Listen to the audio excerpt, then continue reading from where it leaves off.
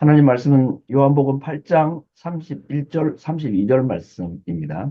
그러므로 예수께서 자기를 믿은 유대인들에게 이르시되 너희가 내 말에 거하면 참 내 제자가 되고 진리를 알지니 진리가 너희를 자유케 하리라. 오늘은 어떻게 예수님 안에 사는가? 예수님 안이 어디며 예수님 안에 산다는 말은 무슨 말일까? 어떻게 우리가 예수님 안에 살 수가 있는가? 빌립보 1장 21절이나 갈라디아 2장 20절에 이런 말씀이 있습니다. 내게 사는 것이 그리스도다 하는 말이 있습니다. 내게 사시는 분이 그리스도다. 갈라디아 2장 20절에도 내가 그리스도와 함께 십자가에 못 박혔고 그래서 내가 사는 것이 아니고 오직 내 안에 그리스도께서 살고 계시다. 예수님이 우리 안에 계시고 예수님 우리 안에 살아 계시다. 이제 부활은 예수님이 살아나셨다는 이야기로 끝나지 않고 그 살아나신 예수님이 살아 계셔서 지금 우리 안에 들어와 계시고 우리 안에 살고 계시다.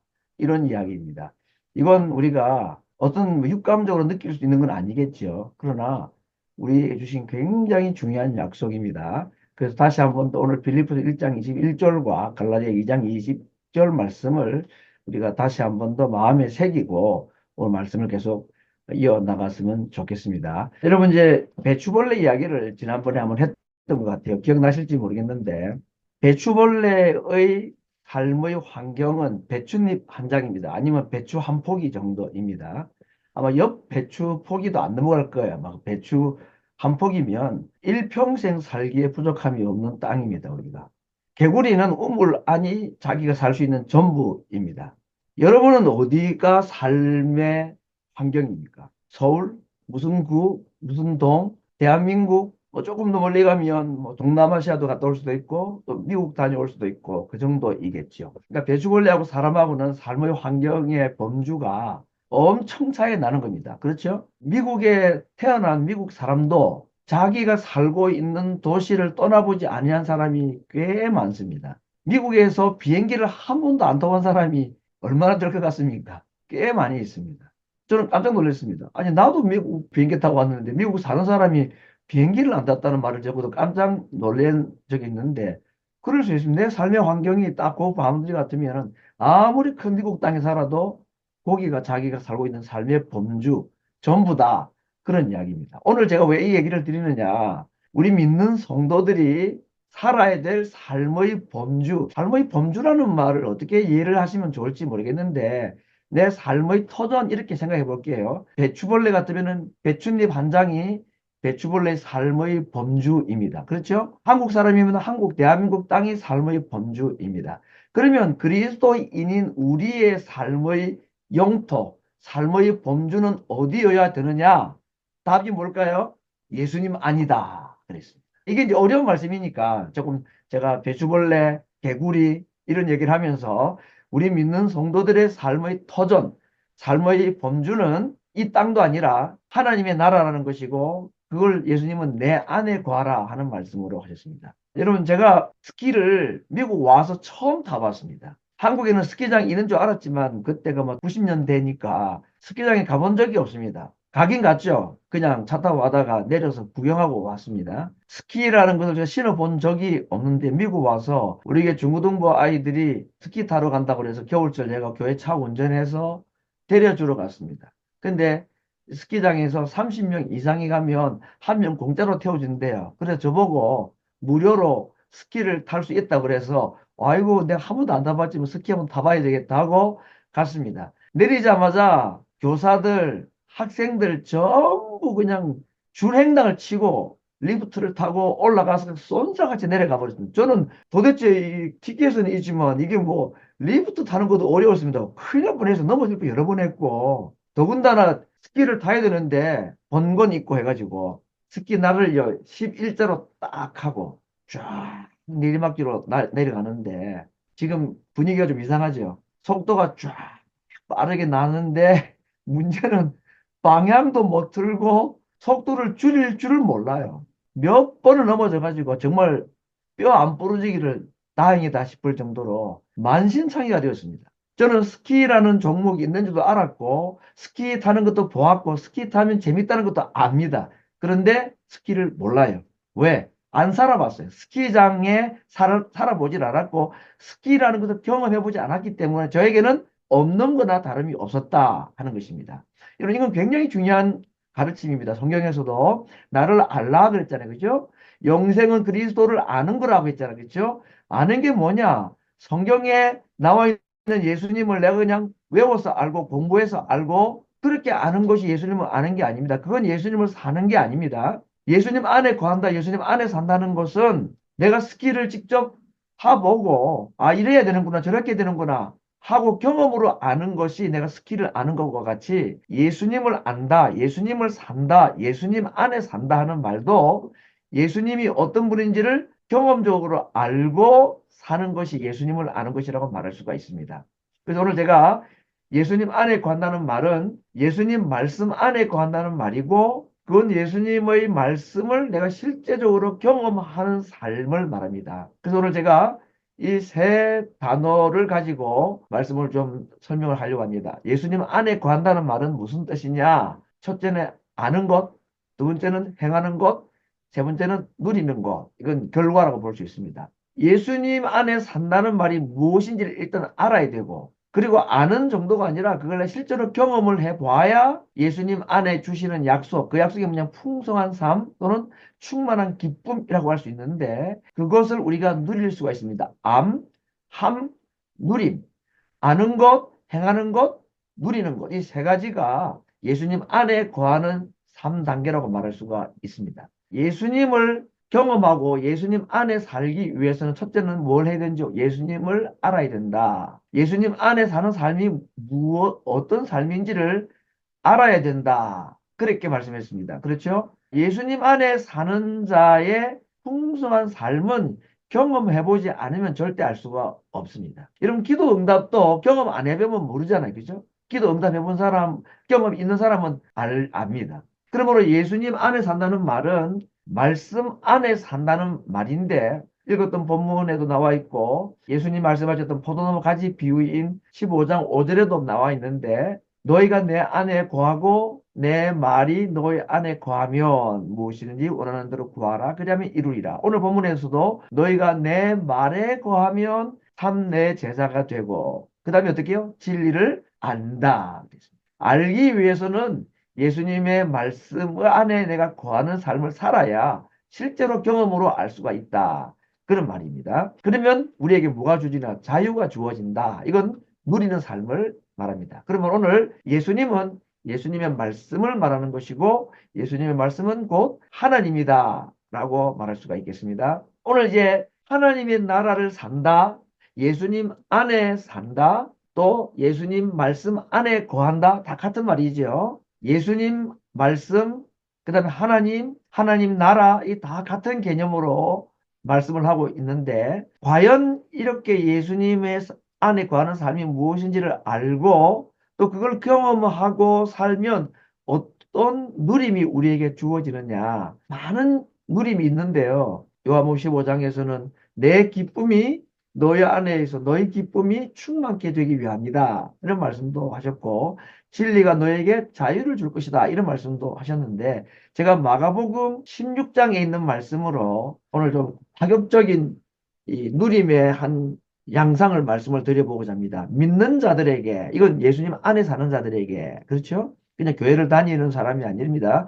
거듭난 정도가 아니라 구원의 초대가 아니라 하나님 안에 예수님 안에의 초대를 받은 사람, 그 예수님과 함께 사는 것, 예수님을 실제로 경험하는 것인데 그게 믿는 자들인데 그렇게 살아가는 자들에게 따르는 표적 5가지를 말하고 있습니다. 내 이름으로 귀신을 쫓아내며 새 방언을 말하며 뱀을 집으며 무슨 독을 마실지라도 해를 받지 아니하며 병든 자에게 손을 얹은 적 나으리라. 이 5가지 중에서 어느 것이 제일 솔깃해 들리십니까? 어떤 분은 나는 참 방언 기도 좀 했으면 좋겠다 이런 분이 있을지 모르겠고 내 주변에 좀 이상한 귀신 들린 사람이 있는데 귀신 쫓아내는 능력이 있으면 좋겠다 이렇게 말하는 사람이 있을지도 모르겠고 몸에 큰 병이 있으면 나는 뭐 다른 거 다 싫고 기도해가지고 손 딱 얹었는데 병이 났으면 좋겠고 아무튼 이런 약속은 여러 가지로 우리가 해석을 할 수 있겠습니다만은 예수님 안에 거하는 자 배추 잎이 아니라 그냥 서울에 있는 한 도시가 아니라 예수님 안이 우리의 삶의 범주가 되어서 예수님 안에 살아가는 삶을 살아가는 자들에게 주시는 약속들인데 어떤 것이든지 경험이 되기를 바라고 또 하나님 앞에 그렇게 기도하는 것이 참 무모한 요구는 아니다 생각이 들어집니다. 중요한 것은 이건 결과로 주어지는 것이기 때문에 내가 예수님을 알고 그분 안에 살아가는 삶을 살아야 되겠다 하는 기도가 우리에게 더 중요할 것입니다. 이제 한번 오늘 말씀을 다시 한번 정리를 하겠습니다. 요한은 예수님을 로고스라는 말로 표현했습니다. 태초에 말씀이 계시니라. 로고스란 말이죠. 근데 그 로고스가 하나님과 함께 계셨고 그리고 그 로고스는 말씀은 하나님이라고 말했습니다. 결국 우리가 이 로고스라고 말하는 태초의 말씀은 예수님이라는 것을 쉽게 알 수가 있죠. 그래서 1장 14절에서는 그 말씀이 육신이 되었다. 예수님의 육체를 입고 오신 것을 말씀이 육신이 되었다. 그렇게 표현했고 요한 1서 1장 1절에도 생명의 말씀에 관하여는 우리가 눈으로 보고 귀로 듣고 손으로 만졌다 그랬습니다. 생명의 말씀은 예수님을 말하겠죠.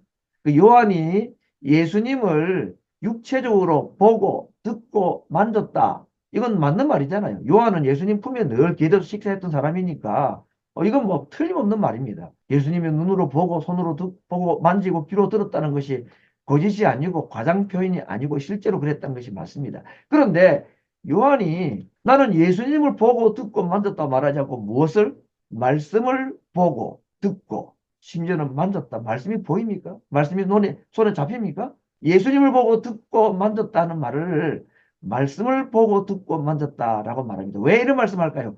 예수님은 영원히 요한과 함께 계시지 않고 부활하신 예수님도 영원히 우리와 함께 계시지 않기 때문입니다. 결국 예수님을 우리가 어떻게 보고 듣고 만지느냐 이게 예수님을 누리는 거고 예수님을 아는 거고 예수님을 살아가는 것이고 그렇죠? 우리의 삶의 범주가 예수님이 되는 것이 눈으로 보고 듣고 손으로 만지는 것과 같은 삶이 되는데 예수님이 더 이상 육체적으로 우리에게 안 계시다 말씀이에요. 대신에 예수님께서 자신을 대신해서 육체로 계셨던 예수님이 지금은 다시 어디로 가셨습니까? 하늘나라로 올라가시면서 육체 대신에 무엇을 우리에게 남겨주셨느냐? 말씀을 남겨두고 가셨다. 그리고 그 말씀이 우리에게 보고 듣고 만져지는 것과 같은 효력을 가지도록 하기 위해서 또 누구를 보내주셨다고죠? 성령님을 우리에게 보내주셨다 하는 것입니다. 여러분 귀에 들리는 말씀, 눈으로 우리 보는 문자인 이 말씀, 하나님께서 남겨두신 이 말씀을 보고 듣고 만지는 느낌을 가지도록 하기 위해서 주신 성령님만 있으면 말씀을 보고 듣고 만지는데 충분합니다. 그리고 예수님을 알고 그분 안에 살고 그래서 그분이 우리에게 주시고자 하는 영생 이외에 풍성한 삶을 누리기에도 족합니다. 부족하지 않습니다. 무엇과 무엇만 있으면 성경과 성령만 있으면 로고스와 말씀과 성령님만 계시면 보고 듣고 만지는 요한의 경험을 우리가 할 수가 있고 그렇게 될 때 우리가 예수님을 사는 것, 예수님을 알아가는 것, 그분 안에 살아가는 것, 우리의 삶의 범주가 예수님이 될 수가 있다 하는 것입니다. 교회 안에 머물러 있는 것이 아니고 예수님 안에 사는 자가 예수님을 믿고 예수님을 아는 자다.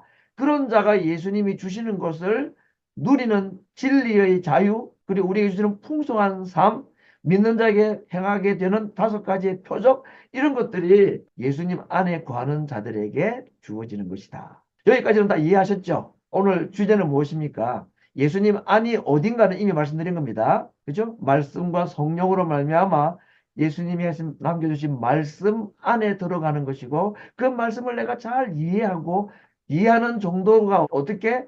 알미 무엇으로요? 삶으로. 알미 삶이 될 때에 그게 예수님 안에 거하는 삶이 된다 하는 것입니다.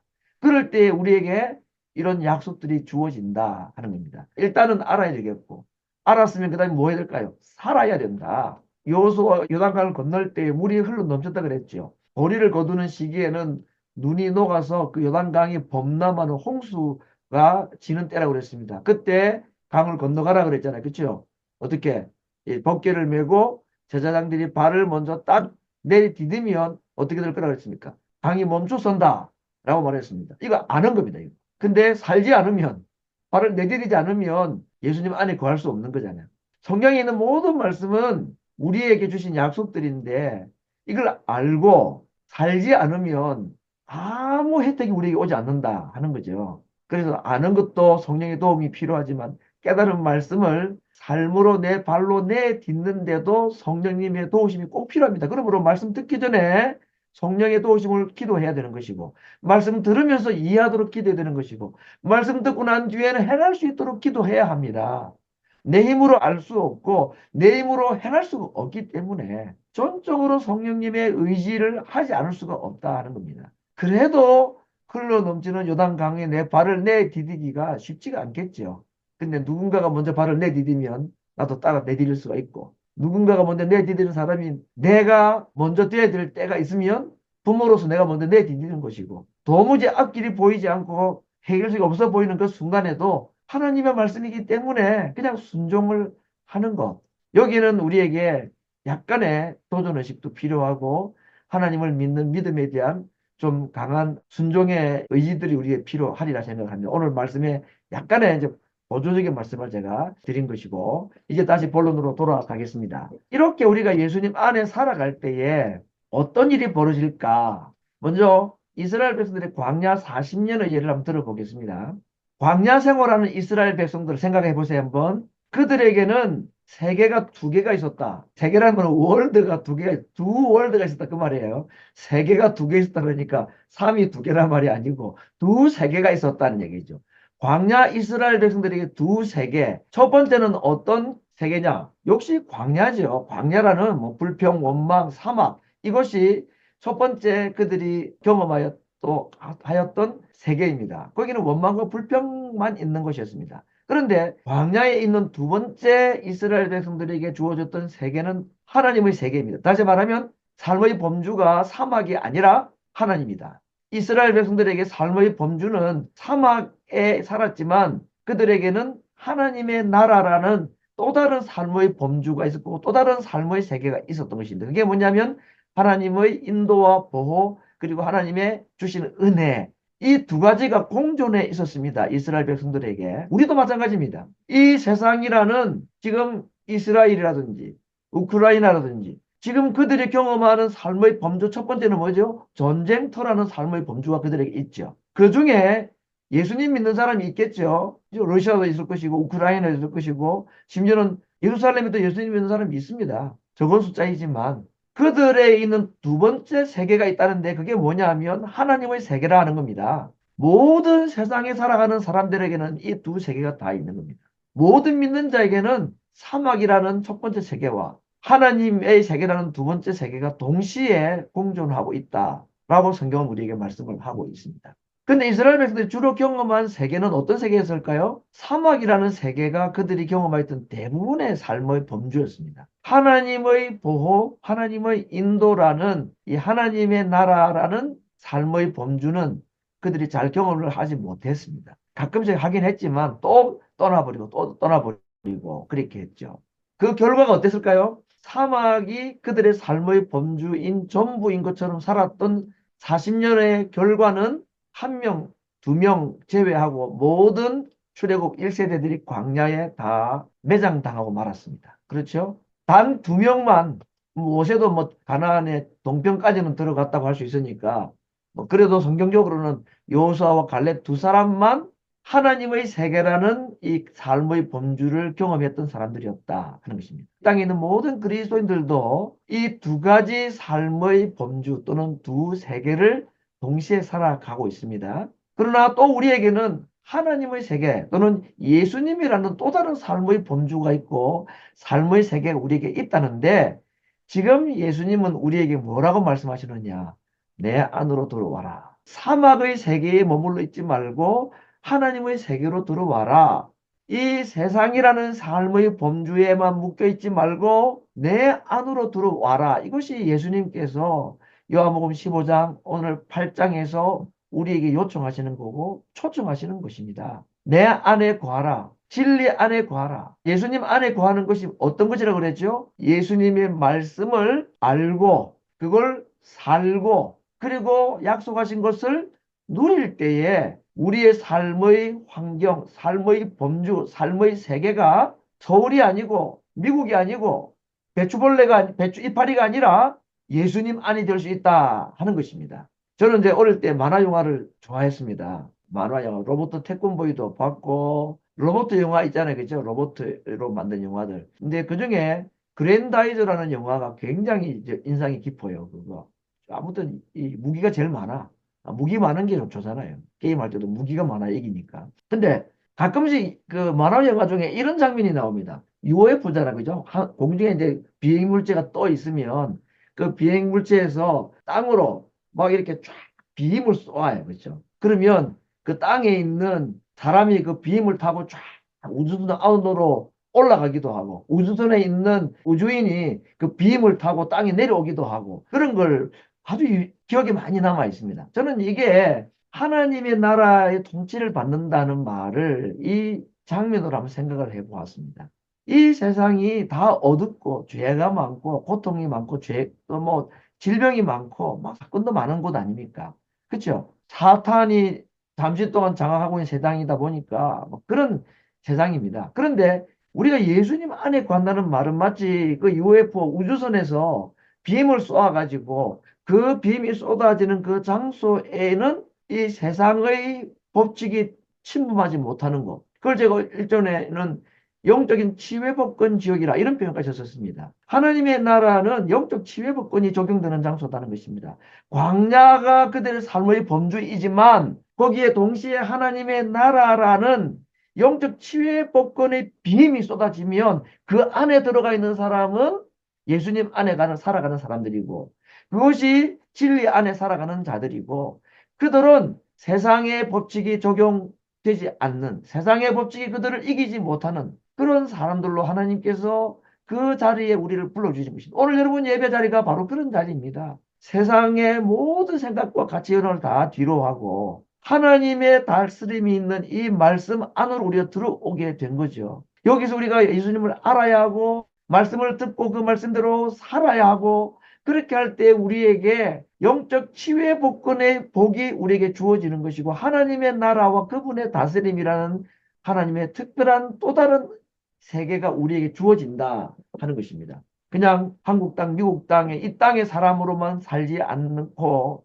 하나님의 세계를 살아가는 길을 우리 하나님께서 우리 주님께서 그렇게 간절히 원하고 계시다 하는 것입니다. 오늘 이제 말씀에서 결론을 내리겠습니다. 오늘 그 예수님께서 포도나무와 가지 비유를 요한복음 15장에서 말씀을 하셨죠. 그때 예수님이 하신 말씀이 내 안에 거하라 또 내 말이 너희 안에 거하면 이런 말씀들을 하셔서 우리를 영적인 하나님의 나라의 세계로 들어와서 살라. 내 안에 들어와 살아라. 거기 있지 말고 내 안에 들어와 살아라. 이렇게 말씀을 하고 있는데 그렇게 말씀하시면서 그렇게 살면 내 기쁨이 너희 안에서 너희 기쁨을 충만케 한다. 예수님께서 요한복음 15장에 말씀을 하신 때에 기쁨 이야기를 많이 하셨습니다. 근데 이 요한복음 15장의 포도나무 가지 비유는요. 예수님의 지상 마지막 설교이거든요. 예수님이 십자가에 못 박히시기 전날 밤에 하신 설교입니다. 13장부터 제자들과 최후의 만찬을 하시고 제자들의 발을 씻기시는 이야기가 나오는데 그 중에 예수님이 15장에 이 포도나무 가지 비유를 말씀하셨단 말이에요. 어쩌면 유언처럼 하시는 말씀입니다. 뭐라고 말씀하세요? 유언처럼 뭐라고 말씀하세요? 내 안에 들어와 살아라. 그러면 너희 기쁨이 충만할 것이다. 라고 말씀하고 있습니다. 근데 정작 이분은 몇 시간 뒤에는 어떤 일을 경험하게 되느냐? 제자들로부터 배신을 당하실 겁니다. 그리고 십자가에 못 박히시고 돌아가실 겁니다. 이걸 지금 모르고 하시는 말씀이면 이해가 되는데 이걸 모르시나요? 아니죠. 제자들의 배신도 아시고 십자가에 못 박혀 돌아가실 것도 아시는데도 불구하고 뭐라고 말씀하십니까? 그러한 내 안에 들어와 살아라.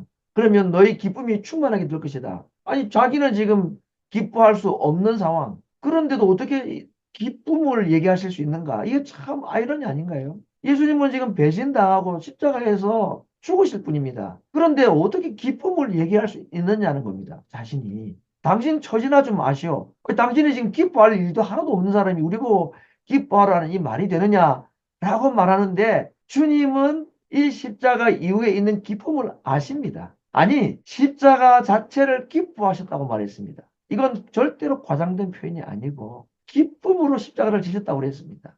십자가를 기뻐하실 수 있는 그분이 우리에게 하신 말씀이 내가 그 기쁨을 너희들에게 줄 테니까 내 안에 들어와서 살아라. 나를 알고 나의 말씀을 그대로 순종하고 살 때에 자유를 주고 내 기쁨이 너희에게 있게 될 것이고 참 행복, 참 만족, 참 기쁨이 너희에게 있게 될 것이다. 라고 이렇게 지금 주님이 말씀을 하신 것입니다. 우리가 세상을 살아가는 이 세상에 불확실한 것이 하나 있고 확실한 것이 하나가 있습니다. 불확실한 것은 뭐냐? 이 땅의 삶 전체가 불확실합니다. 정말 확실한 것은 뭐냐? 죽음이 있다는 것입니다. 이건 확실합니다. 불확실한 것은 뭐냐면 내 삶이 어떻게 될 것인가에 대해서는 불확실하죠. 누구도 확실할 수 없습니다. 대신에 확실한 것은 뭐죠? 한번 이 땅의 삶이 끝나고 나면 내가 죽는다 하는 것은 확실합니다. 언제 우리의 인생의 삶이 끝이 날지 모릅니다. 그렇기 때문에 확실한 죽음을 가지고 살아가는 이 인간들에게 있는 심리 요소 하나가 있는데 그게 뭐냐면 불안이라는 것입니다. 불안. 그런데 확실한 게 있다고 그랬죠. 그게 뭐라고 그랬죠? 죽음. 나 10살밖에 안 되는데 무슨 벌써 죽음. 근데 확실합니다. 언젠가는 죽어요. 그래서 불확실한 인생 살이에 죽음이라는 확실한 것, 이 두 가지 사이에서 우리에게 주어지는 감정이 있는데 그게 뭐냐 하면 불안감이라는 겁니다. 불안감. 모든 사람이 불안해요. 이 불안한, 불확실한 세계 속에서 우리가 주님께서 하시는 약속이 평안을 주겠다라고 말합니다. 불안의 반대말이 평안이잖아요. 그렇죠? 확실한 죽음과 불확실한 인생 이 사이에 내 삶이 불안하고 불안감으로만 가득 찰 수밖에 없는데 그러한 우리들에게 오늘 주님이 뭘 약속하십니까? 평강을 주겠다, 기쁨을 주겠다라고 말했습니다. 이 말이 되는 얘기입니까, 지금? 자신도 지금 죽음을 앞두고 있는 분이 우리에게는 기쁨을 주겠다라고 약속하고 있는 것입니다. 이게 우리 주님이 주시는 약속입니다. 주님 안에 거하는 사람, 주님의 세계를 나의 삶의 범주로 정하고 살아가는 사람, 다시 말하면 하나님의 말씀대로 살아가는 자들에게 하나님께서 주시는 약속이 있는데 이 불안정감 있는 불안한 삶을 살아가는 너희들에게 내가 평안을 주겠다, 기쁨을 주겠다라고 약속을 하신 것입니다. 그분은 십자가도 기뻐하셨고 부활 이후에 우리에게 첫 번째로 하신 말씀 뭐였죠? 너희에게 평강이 있을지어다 라고 말씀했습니다.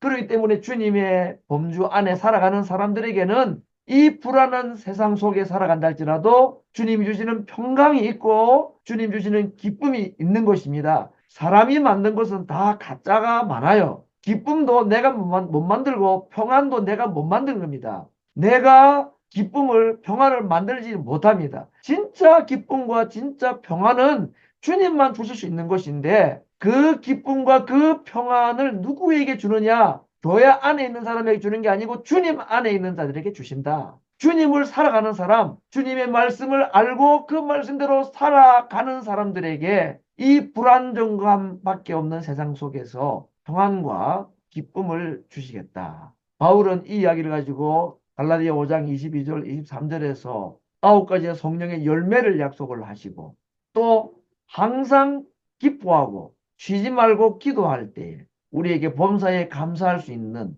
그러므로 말씀과 성령과 기도가 하나가 될 때에 말씀을 내가 깨닫게 되고 말씀과 성령과 기도로 말씀 앞에 나아갈 때에 우리는 그 말씀을 살 수가 있고 그렇게 할 때 우리에게 주님께서 주시는 평안과 기쁨을 우리에게 주신다라고 약속을 하신 것입니다. 여러분 어떻게 주님 안에 살 수 있을까? 주신 말씀 보내신 성령님 그리고 그 주신 말씀을 붙잡고 그렇게 살 수 있기를 위하여 하나님께 도움을 구하고 기도할 때에 요단강이 발을 내디디는 순간 멈추었을 약속을 믿고 내 인생 내 뜻대로 사는 것이 아니고 세상의 원칙대로 사는 것이 아니라 하나님의 말씀의 원칙대로 한번 순종하고 발을 내어 디딜 때에 강물이 멈춰서고 귀신이 쫓겨나고 병든 자가 낫고 하는 이러한 역사들이 우리에게 경험되게 될 것이고 그때 우리에게 주시는 평안과 기쁨,